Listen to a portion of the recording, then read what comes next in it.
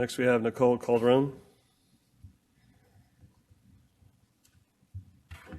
Hello, I'm going to take my mask off to speak if I could. You're right, it's hard to understand. Is it Ide Bailey?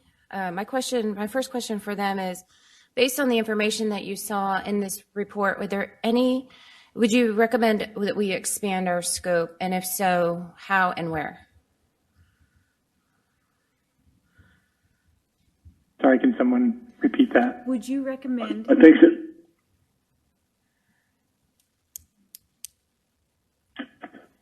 Brushy, I believe the question is there was a expansion of scope or an area that we would suggest that we would look into further. Correct.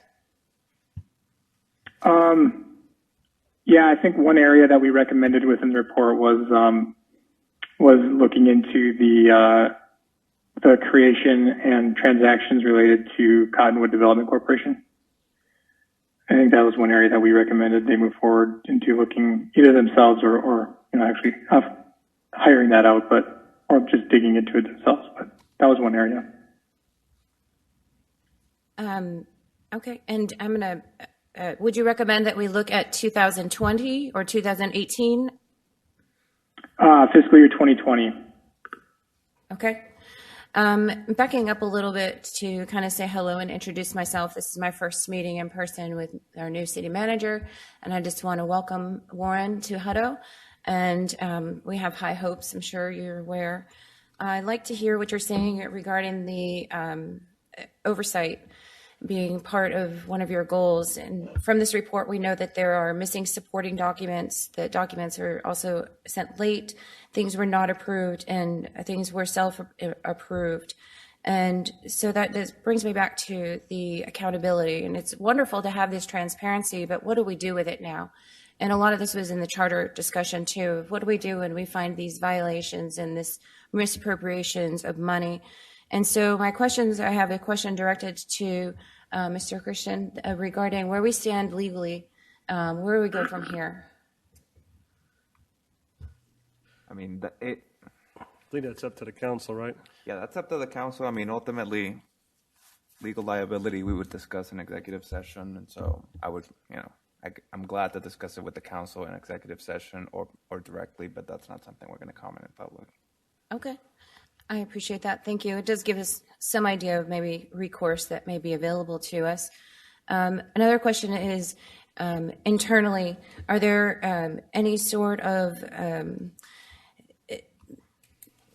terminations being made, any sort of coaching, any sort of performance evaluations that are going to happen in response to this, Mr. Hutmacher? We are still reviewing everything, and if there are personnel actions we need to take, we'll certainly take them. Okay, great.